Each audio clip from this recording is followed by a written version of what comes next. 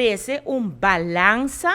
den lo qual tá é crítica que você destilar e lá é crítica é para construir país, não destruir país. Porque nós tursa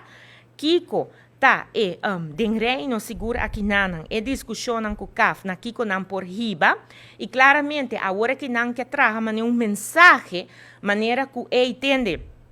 o ministro de Finanças não worry com o rapporto de CAF, porque ele não cumpre com o rapporto de CAF. Aruba não quer direita sua situação, sendo que esse não é verdade. Aruba cumpre promete com o qual que vira a pandemia, Aruba cumpre com toda a norma não, para assim por arriba nós ne caminho de finanças público manejável. Mita bisa manejável, para nós tursa de débito grande de cabeça de Aruba, que a despesa vira mais grande ainda, nós está consciente disso,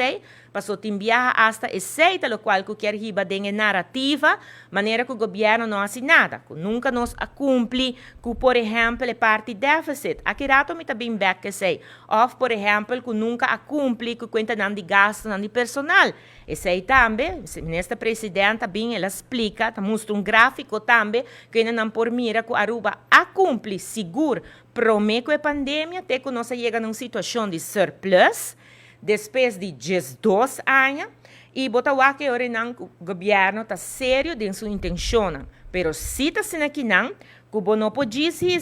rapporto de CFT, anto o do parlamento, para fora do parlamento de Câmara, anto não explica ao povo que consequência está. Pensei,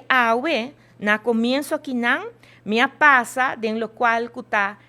resultado concreto que o se o governo cumpre cabalmente com tudo o qual que o CAF pede. Mas, claro, o governo cumpre parcialmente com o pedido lo qual que está recomendação aqui não. E pensei agora não nos Amanda explica, CAF também, pero seguro me é importante para a me explica, pueblo também de idioma fácil, que é consequência tá para ora não escuta oponente não, que está bem delante, que critica não para construir país, sino para destruir país, sendo que não tá gente não inteligente suficiente, não tá gente não que sabe distinguir pero ta escoge para hacer politiquería.